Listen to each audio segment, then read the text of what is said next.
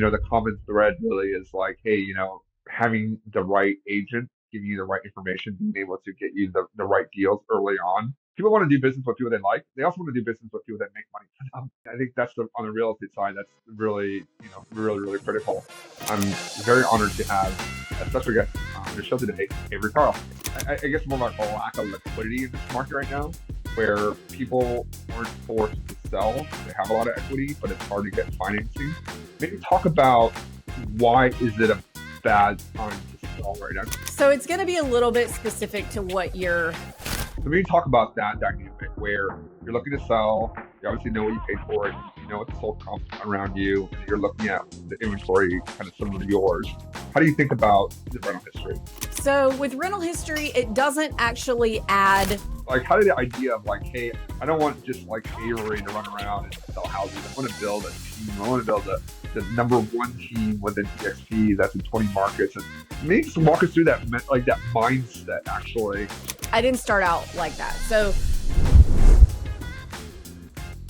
welcome back to STR at the Best. I'm your host, Michael Chang. STR at the Best focuses on short-term rentals, where we interview operators and investors in the short-term rental space. And this show is really designed to help you better invest your time and money as you look to deploy your assets in real estate, specifically short-term rentals. I'm very honored to have a special guest on the show today, Avery Carl. Avery, thanks for joining us today. Hey, thanks so much for having me.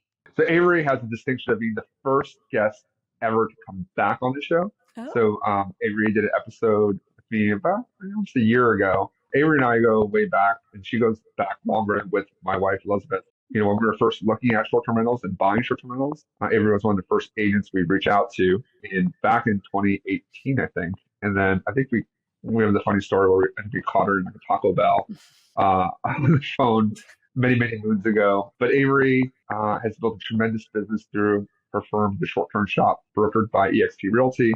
It's one of the largest, most influential short-term rental brokerages in the country. And I'm honored to have her back on the show. Avery was one of the first people that helped us in our journey. And Avery, just welcome back. It's great to have you. Thank you so much for having me. Yes, so the Taco Bell story, I would like to point out that I was extremely pregnant.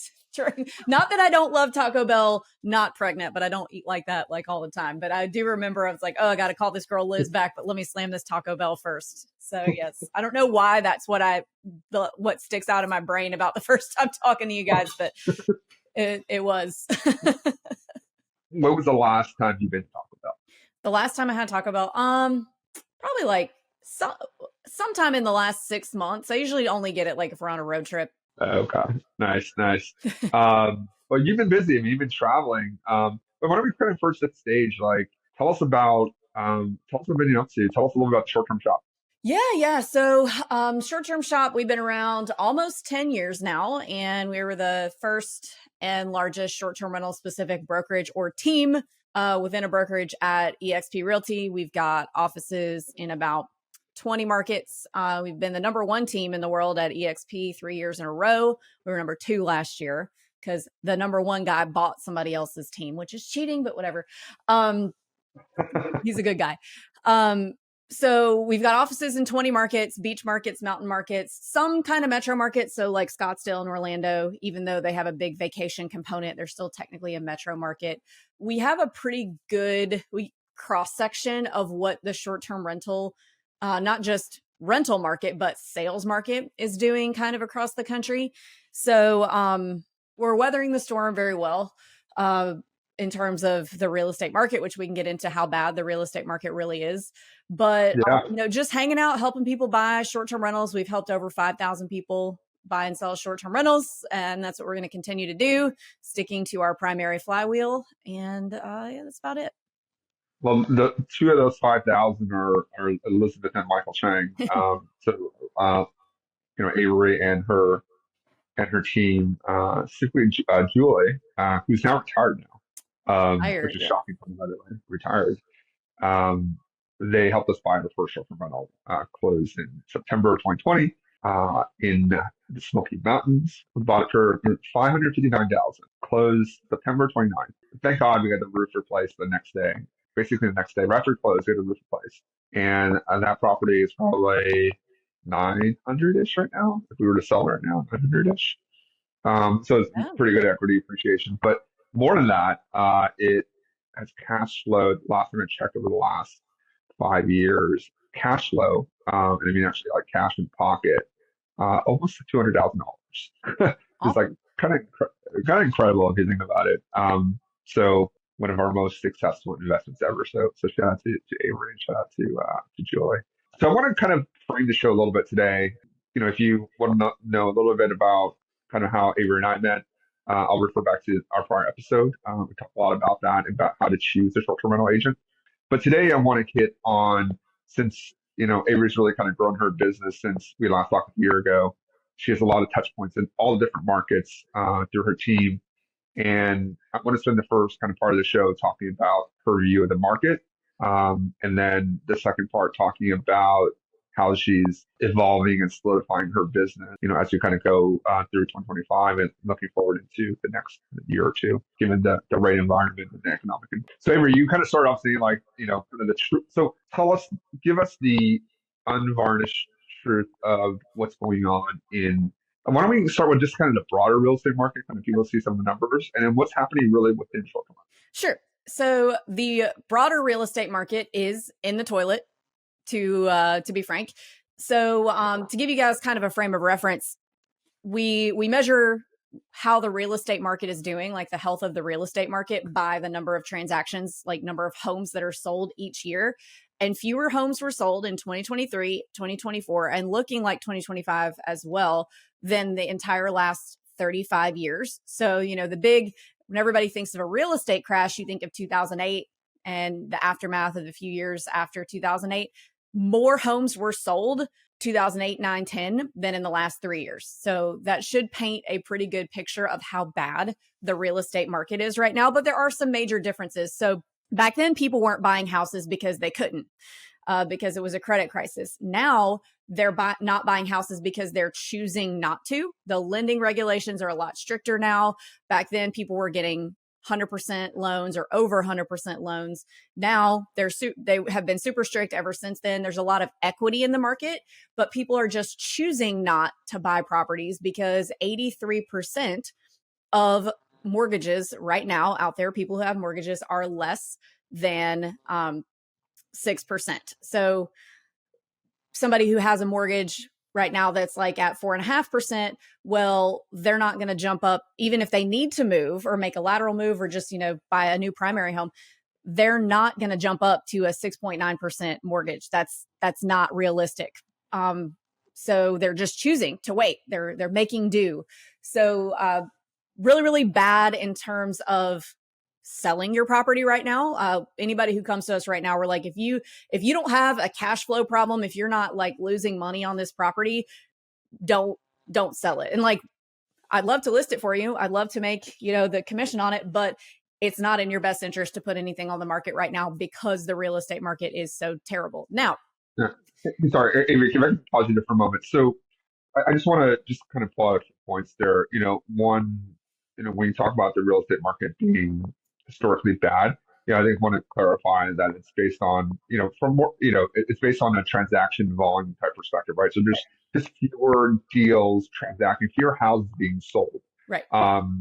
And, we contrast it back to, '08 to 2010. The economy is a lot bigger and the population is bigger too. So there's actually just more homes. So on a relative basis, if you're saying that it's lower than what it was 15 years ago, it's actually like doubly bad just because, just the market overall is bigger and the number of transactions is even smaller still. But then when you talk about, I guess more like a lack of liquidity in this market right now, where people aren't forced to sell because they have a lot of equity, but it's hard to get financing. Maybe talk about why is it a bad time to sell right now? Because it sounds like, price is still okay. It's just like no one's buying it, or if you're listing it at a price, you're going to expect a pretty big discount to that listing price. Like, kind of give us a little bit more insight on that. So it's going to be a little bit specific to what your situation is, but prices are still historically high now, but they Higher, right? are Yeah. lower than what they were in 2021. And the reason they got so high so quickly in 2021 and 22 is because there were 1,000 people offering on every single property and bidding wars driving those things up. So now what we're seeing, especially in vacation markets, so the type of market that I primarily focus on are vacation markets, where like 90% of the real estate that's bought and sold in these markets since well before Airbnb, before the internet, has been vacation homes and vacation rentals. The majority of buyers in these markets are not necessarily even investors. They just want a toy. I call them boat alternatives. We have a lot of boat alternative markets. So, a wealthy Okay. person in Birmingham, Alabama, maybe they're going to buy a boat or maybe they're going to buy a vacation home and 38. But they're not necessarily looking at it from an investment standpoint. So anyway, these Okay. types of markets, even though there are lots of investors in these types of markets, have a ton of inventory. So you see a lot of news stories about, oh, there's no inventory. We have an inventory shortage. In vacation markets, there is a lot of inventory. So you are starting to see bigger discounts because what typically will move a property in vacation markets right now is really good rental history or the right price. And so when people come to list with us, we're like, okay, let's look at what you paid for it. Great. Now we have a frame of reference for what you need to get for this property. But now you can look at sold comps, but that only tells part of the story. Yes, there Mhm. might have been a property identical to yours that sold for exactly what you want to sell for last year. But the bigger piece of the story, the more important piece, in my opinion, now is the other active listings. Because if you've got 3 or 4 properties that are similar to yours that have been on the market for longer, that are listed for cheaper than what the sold comps were, if you overlook that, you're not going to sell. So you got to look at what buyers are presented with when they're just cruising Zillow. So Got it. yeah, market's even worse in vacation markets. Hey guys, I hope you're enjoying the episode so far. If you can think about how you found this podcast, maybe it was on TikTok or Instagram, or maybe someone shared it with you. I don't run ads for the show or have any sponsorships. So the only way this grows is through word of mouth. If my podcast is valuable for you in any way, please hit the subscribe button and share this with someone who you think would help their investing journey or business. Thanks a lot, and let's continue on with the episode. Okay. Okay. Okay. Yeah, because you kind of read there's an article out, I think, in Zillow or the Wall Street Journal where they talk about it's going to tail to markets like Florida. There's a lot of inventory in Florida, but if you look at the Northeast and the Midwest, there's actually like a pretty big, and I think this is more broadly, this isn't just short-term rentals. But like there's actually, in the Northeast, like I live in New York City. I mean, things are still like 10 offers. Like a decent house in a good school district, like you're seeing over ask like 10 offers. It's like back crazy Smokies 2021 style. Mm-hmm. We had a friend who offered on a house and it was like 20 of the offers on the house and it traded like 50% over ask. So yeah, I mean, and when I say 50% over ask, I mean like, it went from like 2.4 million versus like 2.2. Like these aren't like small little things that like trade. These aren't like a $300,000 row house. These are like $2 million homes in New Jersey. I think there's a little bit of like tail two markets, but let's go back to short-term rentals. You also talked about the rental history, right? And I think that's also a really critical point. Because when we look at properties, the first thing I look at actually is the rental history, and then I'll look at the other, what else is in the area. So when you talk about that dynamic where you're looking to sell, you obviously know what you paid for it, you know what the sold comps around you, and you're looking at the inventory kind of similar to yours. How do you think about the rental history? So with rental history, it doesn't actually add any value appraisal wise to the property, but it will just make your property easier to sell versus, the other two on the street that might be pretty similar to yours. So rental history is important. I would say more important than it ever has been. Because now buyers, especially new ones that are not comfortable with using tools like AirDNA, they only want to see that this property did really well. And you could tell them all day, well, if you get in there and you don't manage it as well as this guy that owns it now, you're not going to do this. You need to look at some other things. They're very specific about wanting to see just the rental history. So it's interesting.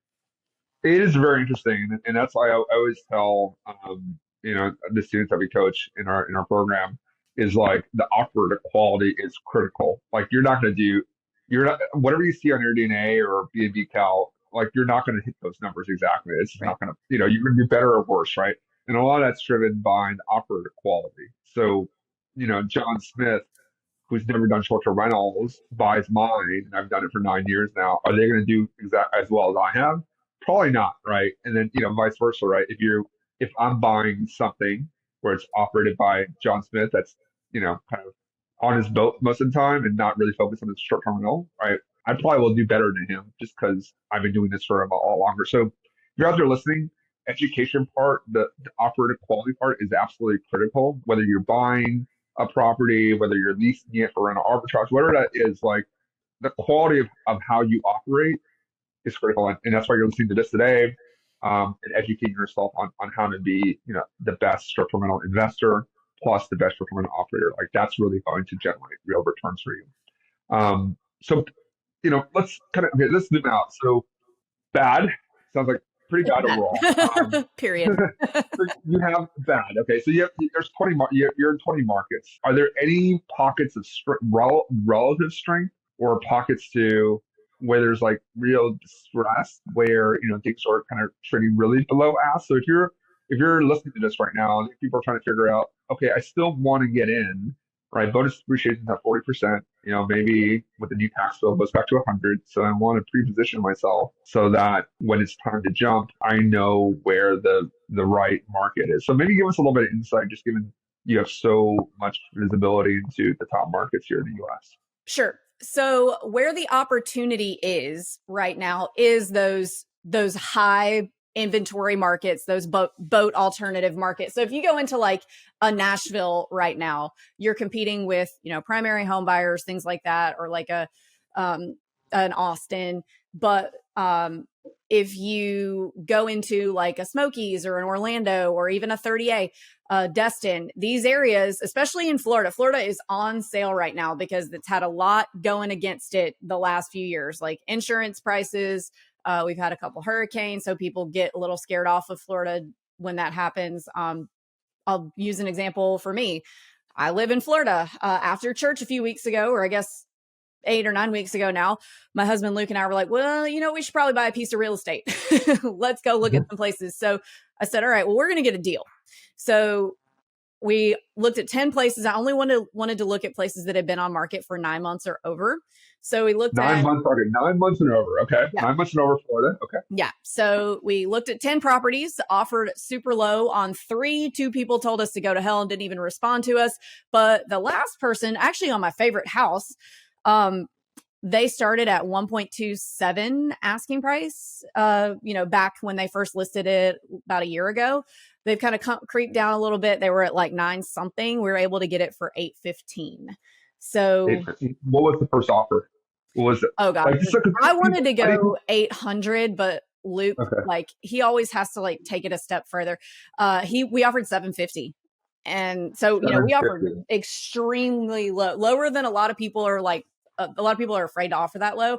But, right now, the people that are listed in these boat alternative markets, they're not listed because they want to be. They're not listed because it's a great time to sell and they're going to make a ton of money. They're listed because they need to be. So if you go through and make a lot of offers, you will eventually find one that's willing to give you a deal. So that's how you get the deals right now. That's what the opportunity is of being in a terrible real estate market, is if you can find a property that at the interest rates we're able to get right now works even a little bit, you can get big discounts. And I think that, there's all these memes going around about, oh, I wish I wouldn't have been in 4th grade during 2008. I should have been buying real estate.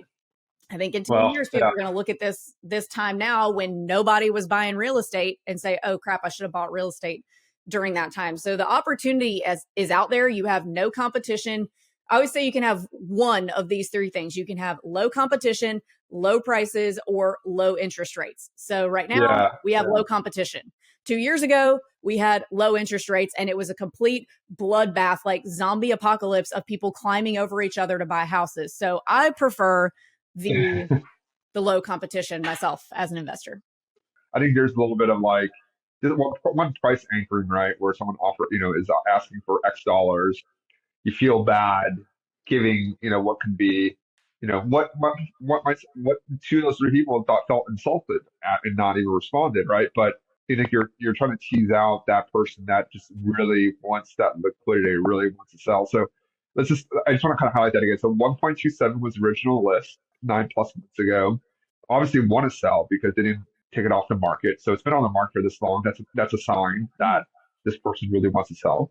And they brought down the price probably what was it when you made the first offer? I think it was like 975. 975, right? So 975, you're already 20% below the original list price. And you know that person really wants to get out. And then you offer 750, which is another 25%. So you just think that person went from 1.27 and then got a $750,000 offer. So almost a $500,000 discount to what their original expectation was. $500,000 below. And they still had they still were able to collect themselves and go to your agent and said, hey, I still got to get out. So go back and get me the best deal that you can.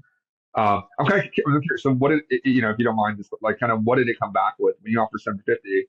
Did they say, what did it say? They came back somewhere in the nines, and then we finally got down to, I think it was 830 something. And then we were able to get another, or not 30 something. We were able to get another like 7,500 once we got through the inspection, which brought us down to 815. So beautiful. Yeah, it was tough though. Yeah, look, I mean, it's a willing buyer and willing seller, right? This person, anyone that owns $1 million house is not unsophisticated, right? So they had to get out, and you offered a path out. So look, I mean, whether or not it's a good investment, honestly, time will tell. Let's be intellectually honest here. You could have overpaid at 825, right? But you definitely would have overpaid at 1.275. So I think that's kind of the lesson. It's I call it a margin of error, right? If you bought at 1.275, your margin of error is pretty low. You buy at 825, your margin of error is relatively a lot higher than it was. If you paid $500,000 more. Now, could it come down a little bit more? Of course it can. Like the market's the market. But you've anchored the one variable, one of the variables in real estate that you can't change your basis, what you paid for it. You got it at a pretty good price. So you maximize your opportunity for success. And that's why I always kind of highlight, when we talk about investing, there's no certainty, right? There's no such thing as guaranteed this is going to make money for you. Like if it's guaranteed, it's probably not going to, it's not an investment. You're just putting it in a savings account, right? So there's always the element of risk. What you always really want to do is calculate that risk. What can I do? I spent 825 here. What's the return? What's the high case? What's the low case? And if it really goes down, then do I have enough reserves to make sure that I can fund this property for 6 months, 12 months, whatever it is, and get through that volatility, right? Like that ultimately is the receipt for success in this business, because there is going to be volatility. You have to accept that, and if you do and you manage around that, that's how you really can win this game. So if you're out there, you're doing the work, kudos to you, because now is the time when you can really actually make good money because you can get a really good deal. So Avery, shout out to you and Luke getting a great deal like that. Look, don't be offended, right? I mean, don't be offended by giving a low ball offer. What's the worst it can do? They still, and then, and you can always come back and raise it later. Like if you're like, oh crap, I went too low, I would have gone higher. Just come back. It's not like they have a line out the door right now of people more. So they will, I'm not saying everybody will be reasonable, but like they'll look at your offer. They're not going to, and 9 times out of 10, 99 times out of 100, they're not going to say, oh, that person already pissed me off. I'm not going to look at their next offer. Exactly. And giving an offer is fairly simple. You're looking at it. You give a call, you call your real estate agent and they give you, like, hey, I'm going to pay this. They can probably just call the other agent and say, hey, I have a buyer. They're serious. They're willing to offer X. Like that's kind of what you need to, I mean, is there anything more than that just to give like a preliminary offer, Avery? Or do you have to kind of go through the whole kind of offer sheet and do the whole thing? You want to definitely put it on paper. I know a lot of people are like, well, let's just give them a verbal. So verbals are great until something happens and you don't have it on paper. So always have your agent write it up and send it over, and that way it's there. They have a deadline of when they can sign it, because when you start doing the verbal thing, especially as the market picks up, which I don't think it's going to do right this second, but it will eventually. I think we only need to get rates down like close to 6. Everybody's like, rates aren't going back down. Well, we don't need them to go to 3 again for the market to start moving. I think just like in the low 6s is kind of where things will start to move again. So you always want it on paper presented to them, because verbal, things happen and people can say, never mind. And you don't have it, you don't have a signature. So Fair enough. And look, I mean, this is why you build, and this is how you build your company, right? Like following good process. And maybe it's a good kind of transition point in the conversation. There are a lot of real estate agents, kind of broadly speaking. It's a fairly low barrier to entry, to be candid, oh to yeah, become a real oh estate yeah. agent. You pass the test, you pay a couple bucks, and then you find, a brokerage that's willing to sign you on. Barrier to entry is low, obviously highly competitive. And really, like, kudos to you for being able to build this business, right? So maybe talk a little about, like, because I would imagine when you first started, maybe with your husband, and you got family stuff going on, you're trying to build your own short-term rentals. Maybe just talk through, like, how did the idea of, like, hey, I don't want just like Avery to run around and sell houses. I want to build a team. I want to build the number one team with an EXP that's in 20 markets and hundreds of agents. Like, maybe just walk us through that mindset, actually, versus the execution part, just the mindset, like how you got from I'm going to be the best real estate agent to I'm going to build the best short-term rental brokerage. I didn't start out like that. So I never thought, okay, I'm going to be the best real estate agent in Sevierville, or I'm going to build the biggest short-term rental team in the country. That was never the goal. I just wanted to make enough money on selling real estate to live comfortably, to, be able to, we didn't have kids when I first started selling real estate, but, to have the ability to be home with the kids and not have to, my old job, they would have had to be in daycare from like 7 a.m. to 7 p.m. with my commute times. And like, that was never going to make sense. Wasn't something I was willing to do. So I just wanted to like make $100,000 a year. That was my goal. But really my goal was just to do a good job for my clients, because real estate investors, they buy more than one property, and they buy more than one property because they're successful with the first one. So my goal was to make sure to focus on the client's success rather than how many properties I could sell. And we built a really good rapport with all of our clients by making sure that they were successful. So they'd come back and buy more with us. And then they'd say, oh, Avery, bought a couple properties with you in the Smokies. I want a beach house. Is there a U in Destin? And I was like, well, no, let me figure out how to do this where I can put one. And then the short-term shop was born. So I never set out to do this. But then as time went on and our clients were like, oh, kind of want to buy one here, kind of want to buy one there. All of our growth and decisions are based on what our clients want and have asked for, rather than how can I go out and be the biggest or be the best. It's really more based on client feedback, and again, on their success more so than how can I, run out there and beat everybody else. Well, you have beat everyone else. So kudos to you on that. And that's great. It's, focusing on client success. Like, we've done multiple transactions together. We have a mutual, he's your client, a mutual friend who's done a lot of business with you. And, he always talks about, like, hey, you want to work with agents that are going to make you money and get you the right deal. So, our friend always, this is Sandeep, our friend Sandeep always says Sandeep. that. So. Oh, Sandeep. He was an old school Avery client. He was my personal client. Oh, love Sandeep. I actually had it when I was in Austin. I invited him to lunch. So him, I, and Liz, we're sitting at the Four Seasons having lunch, and then just regaling about kind of the Smokies from 2020 to where it is today. And the common thread really is like, hey, having the right agent there, like giving you the right information, being able to get you the right deals early on, has been a huge kind of driver to his and I's success. Kind of your point about client success is really critical, right? Like, people want to do business with people they like. They also want to do business with people that make money for them. Yeah, that's right. Yes. They can maybe not like you as much, but they make money with you. They're probably going to come back to you. Yeah. I think that's on the real estate side. That's really, really, really critical. But a lot of other agents are similarly focused on client success, right? It's not a secret sauce to be, right? But intellectually honest, like, everyone wants to make their clients do well, but you really kind of risen to the top. Maybe just talk a little bit about that, like, or maybe some key actions outside of focusing on client success that helps you.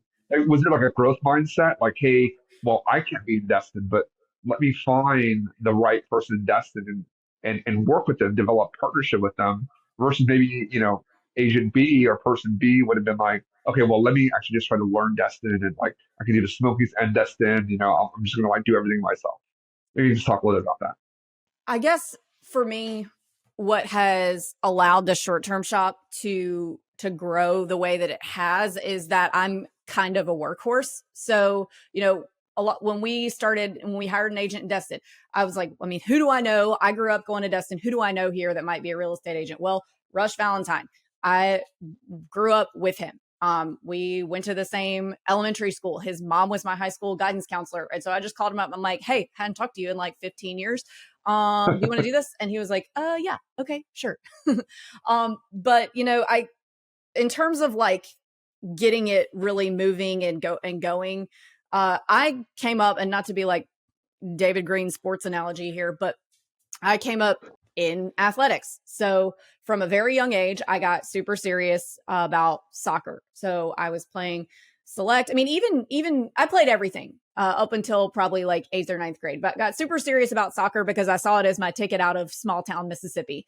And so it was, when you're really focusing on athletics like that, the amount of work you put in versus your success is very dependent on that. You can't outsource it. You just have to get in there. I was like going and running several miles during lunch in high school, and directly after school, I was going to run and doing all these extra things before I go to soccer practice. Then I had a weight trainer. Then I had an individual, like we lived where Mississippi State University is. So my parents hired their goalkeeper coach to come coach me extra. So it was just very much like the more work you put in, the more you're willing to do that other people won't do, the more successful you're going to be. And it got me out of Mississippi. And not that Mississippi is that bad place to be, but every small town girl wants to get out. And so that has always been kind of ingrained in me. If you're willing to do that work that other people won't do. So like I lived 4 hours from the Smokies. People thought I was nuts. Why are you driving out there to look at houses when you can just refer it to somebody else? Well, I don't have anything else to do today. I might as well get up at 4:00 in the morning, drive a few hours and, measure this door frame for this client that asked me to measure a door frame and, video a few houses and drive home.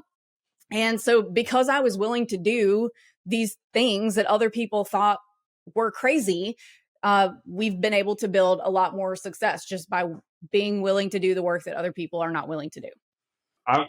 It's actually the first time you and I know each other for a long time. I never actually heard this from you, and actually when you said that, I was listening to you, but all I was thinking of was my daughter. Actually, she's 3.5 right now.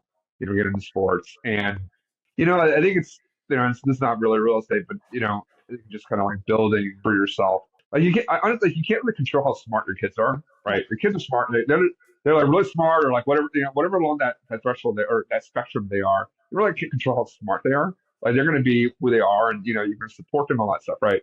But I think just really as parents, what you can do, and shout out to your folks that did it for you, is just like you can control how hard you work. Like I was like, you can control how hard you work, and that's all I was like. Even at my daughter's 3.5, and I was telling Tina like, just I want her to focus. I want her to like, she's doing something, just like actually pay attention and do stuff, because like that's what you can control. Mm-hmm. And I love that about how from a young age that was really ingrained to you, like what you get out, what you put in, right? To me, just to sum it up, and that's done a lot for you in your life, to be able to build the short-term shop to where it is today. And I think that's such a great lesson. Like I was just kind of thinking about Athena. I was like, hey, yeah, like we, my wife and I are thinking about sports and stuff for her, and we didn't grow up playing sports, but that's something that we really want to push for her. Mm. Doesn't matter if she's good or bad, honestly. And that just like I want her to like take it seriously, and just be good at, and just like not be good at it, just be the best that she can be, right? And I think that is going to serve her well in life. Where